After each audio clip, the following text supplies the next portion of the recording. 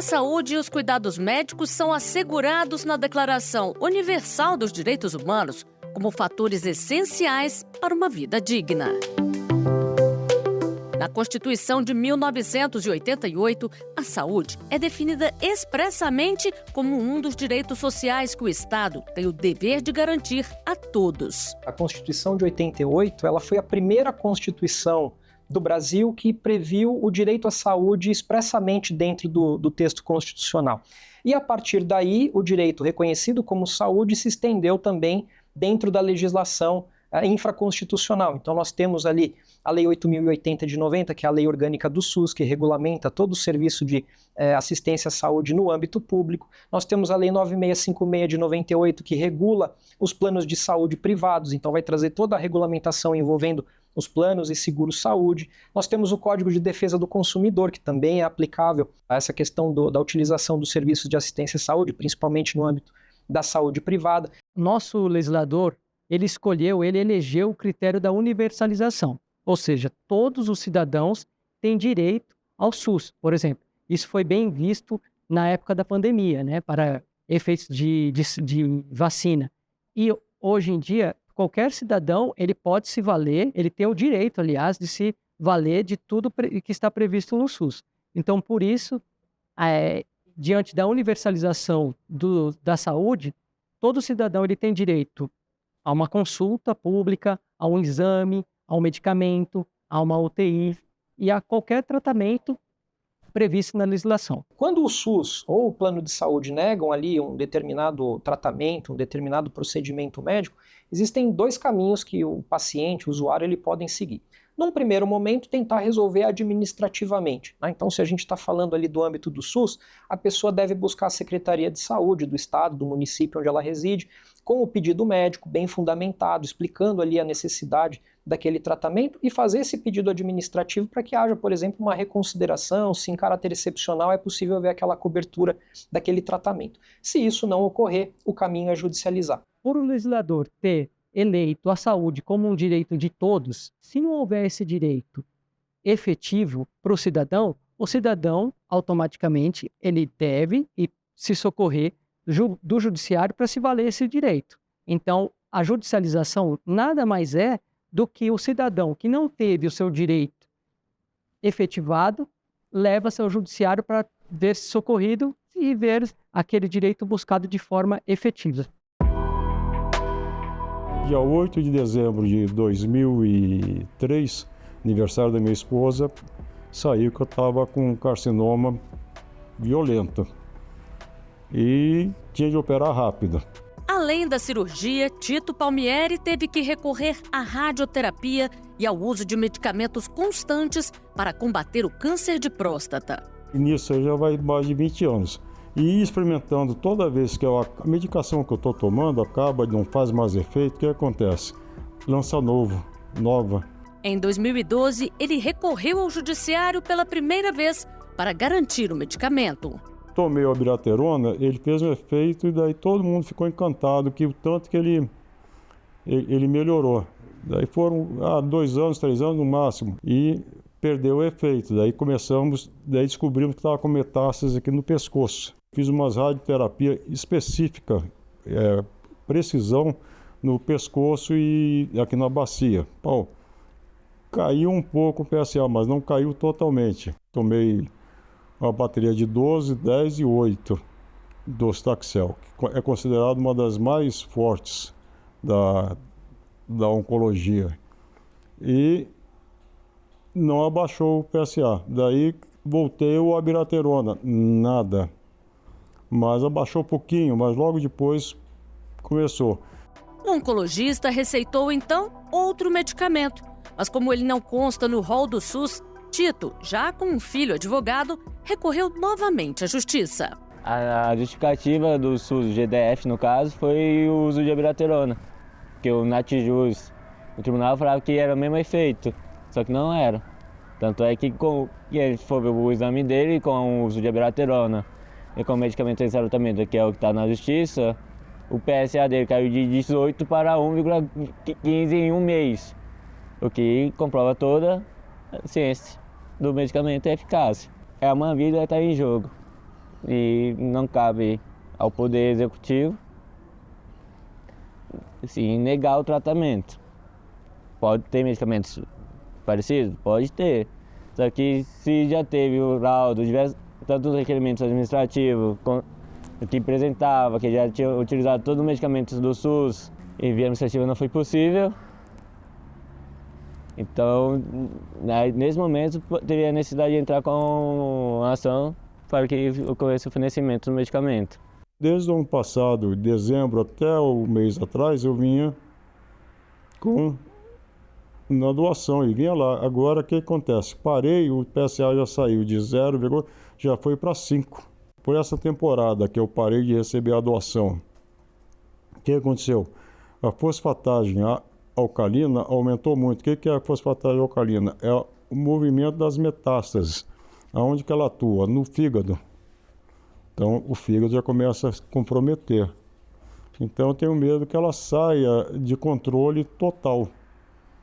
Entendeu? Daí seja tarde.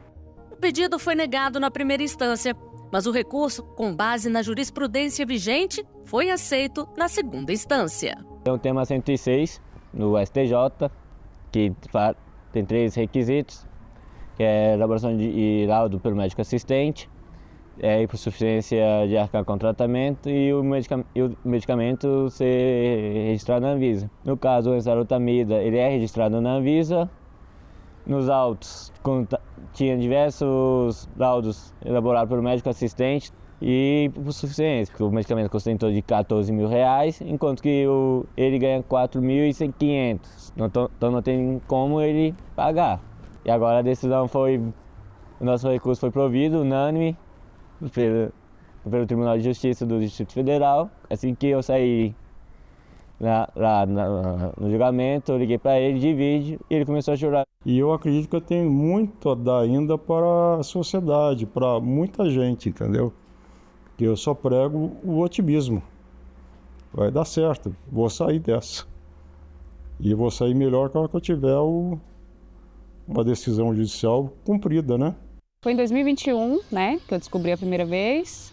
E foi bem traumático também, né? Foi bem difícil, né? Mas tratei, tinha um plano na época, foi tudo certo, tudo tranquilo, foi rápido.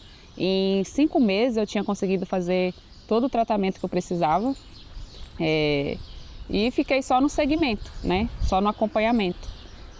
Durante 2 anos, tudo certinho, fazendo exames, acompanhamento, de 6 em 6 meses eu fazia consulta, fazia exames. E em outubro de 2023, num exame de rastreamento, eu descobri que tinha uma alteração numa ressonância, né? E o plano simplesmente começou a enrolar, sabe? Desde então, Cassilene tenta seguir com tratamento contra o câncer de colo de útero. Tivesse feito a biópsia rápido, tivesse começado o tratamento, era um tipo de tratamento. E depois que o tumor cresceu e já foi para outros lugares, aí foi que ela já fez a terapêutica, né? Pediu o tratamento necessário, que é quimioterapia e imunoterapia. Recorri à justiça. Em fevereiro, a partir de fevereiro, eu consegui uma advogada. Ela já fez o primeiro peticionamento, foi deferido, mas não foi cumprido. Não foi cumprida a primeira liminar, ela entrou com um novo peticionamento, teve a segunda liminar, também não foi cumprida, teve a terceira liminar, também não foi cumprida, e teve a quarta liminar e também não foi cumprida. Solicitou o bloqueio de contas, e nesse bloqueio de contas foi encontrado na conta do plano de saúde somente R$ 2.200. R$ 2.200, que é o que não paga o tratamento, né? Eu consegui fazer o tratamento agora, parte do tratamento no SUS, porque pela gravidade, eu entrei na fila de regulação e pela gravidade a minha prioridade foi alta. Então eu já fui chamada para fazer a quimioterapia, porque o SUS ele não fornece a outra parte do tratamento que eu preciso. Então eu estou fazendo um paliativo para não ficar sem nenhum tipo de tratamento, né? Só que eu preciso dessa outra medicação que foi pedida para o plano de saúde para dar continuidade, porque eu tenho um câncer metastático que se eu não fizer essa medicação, a quimioterapia não vai resolver. Então eu vou vir a óbito. Então, assim, é muito ruim pensar que minha vida está nas mãos de um plano de saúde que deveria estar me dando uma assistência, né? Deveria estar me dando uma assistência, que eu pago por aquilo e eu não, quando eu mais preciso, eu não tenho. Foram quase 5 meses de briga na justiça, até o plano de saúde autorizar o primeiro ciclo do tratamento. Porque eu estou lutando bravamente contra essa doença, bravamente mesmo, porque eu quero ficar aqui, mas eu preciso que me deem a chance.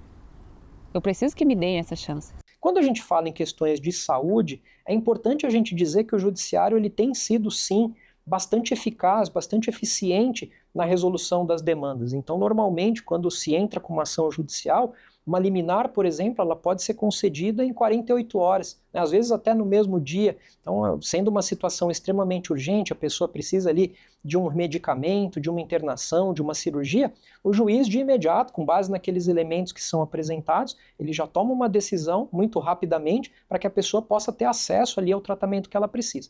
É claro, e a gente sempre procura esclarecer que uma liminar, ela obviamente não encerra o processo, ela é uma decisão inicial e provisória que garante ali que a pessoa tenha acesso imediato ao tratamento que ela precisa e depois o processo ele vai seguir o seu trâmite normal como qualquer outra ação. Muitas vezes a demora ocorre na efetivação de uma decisão judicial. Aí o que ocorre quando há demora na efetivação de uma decisão judicial? Nós temos um meio chamado sequestro de verba pública. Ou seja, quando o ente federativo não cumpre a decisão, nós pedimos para o paciente buscar 3 orçamentos.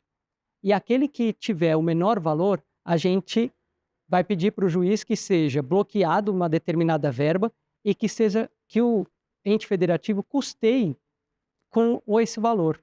Nos casos de UTI, quando não há o cumprimento espontâneo da decisão, ocorre o sequestro de verba. Então, o paciente, ele leva até a Defensoria Pública 3 orçamentos de leitos de UTI em determinados hospitais, e aí o juiz determina o bloqueio e o sequestro de verba que serão transferidos para o hospital privado, ou seja, haverá o custeio do leito de UTI pelo ente federativo e o paciente terá o seu leito de UTI efetivamente garantido.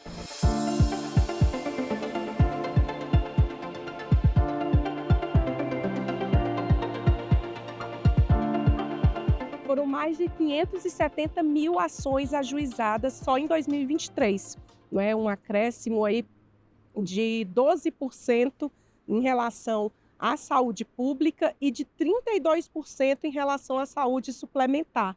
Então, quando a gente fala, né, nesses números excessivos e da forma como essa judicialização pode acontecer, trazendo impactos para a própria sustentabilidade do nosso sistema de saúde, é que isso precisa ser olhado com atenção, não é? Com bastante atenção.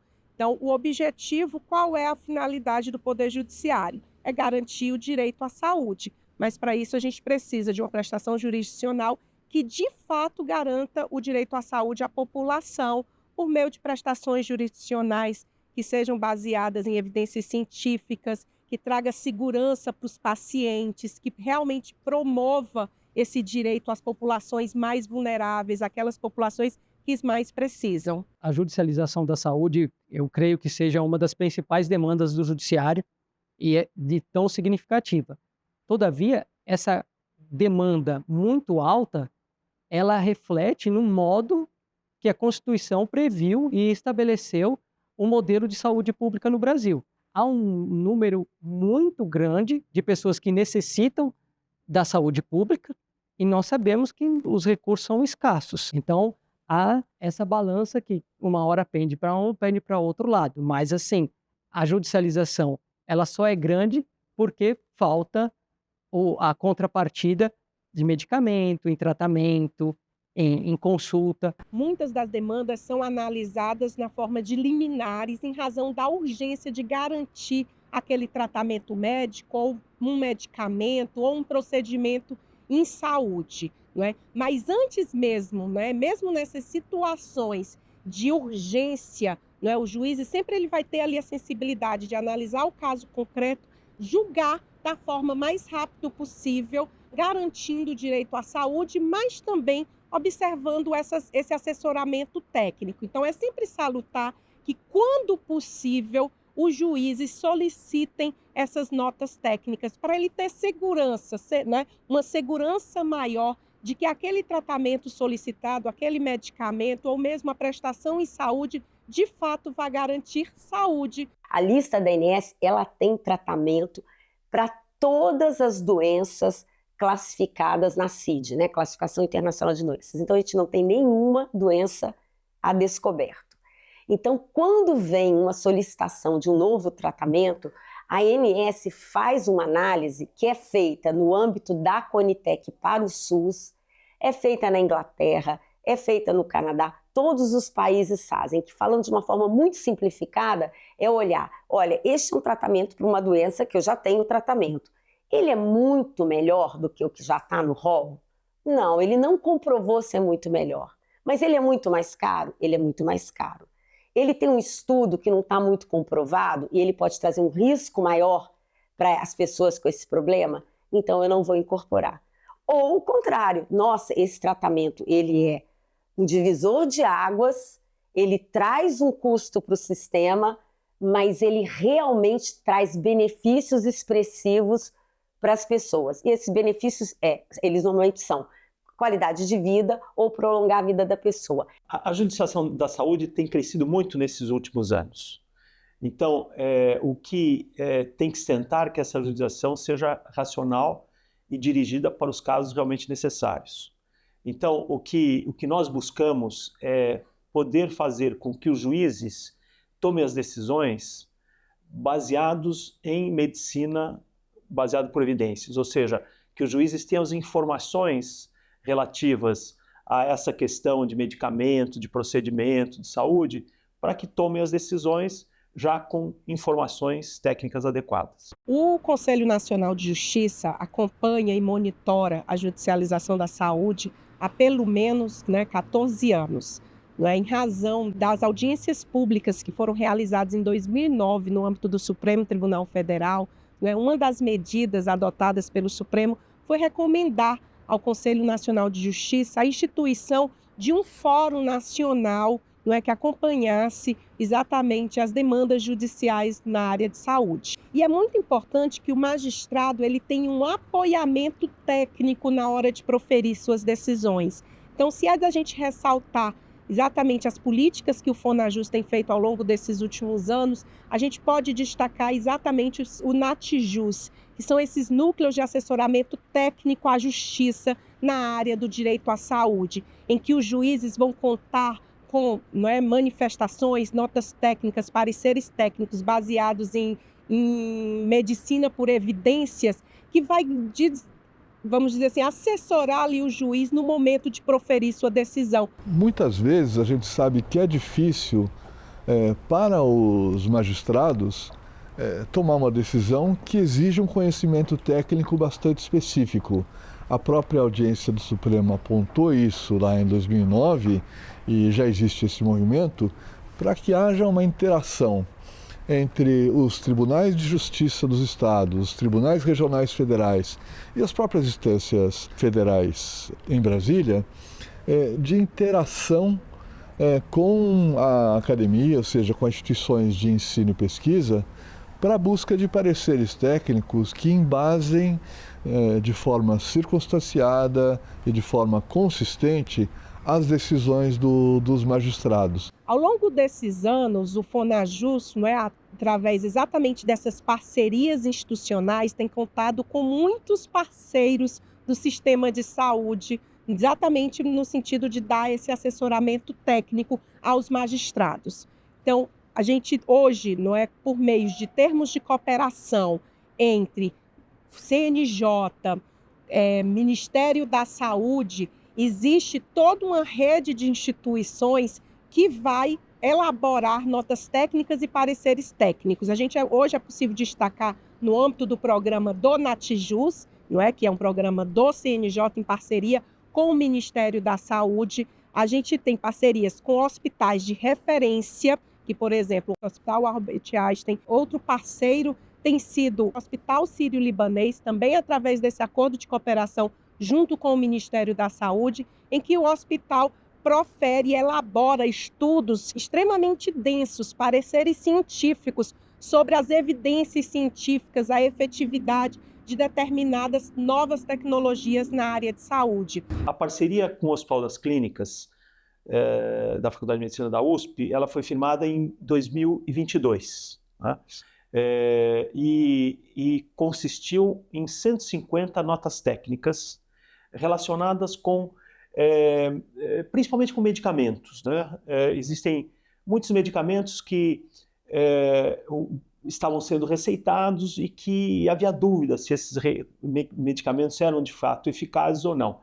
Então, não eram questões individuais, eram questões que apareciam com muita frequência em ações no judiciário. Assim, só para ter uma ideia, dos 150 notas técnicas, 2/3 foram desfavoráveis da utilização dos medicamentos naquelas situações em que eram judicializados e 1/3 favorável em relação à indicação do medicamento em outras condições. Qual o objetivo, então, de todo esse programa que atende nacionalmente todos os estados e todo o Poder Judiciário Nacional?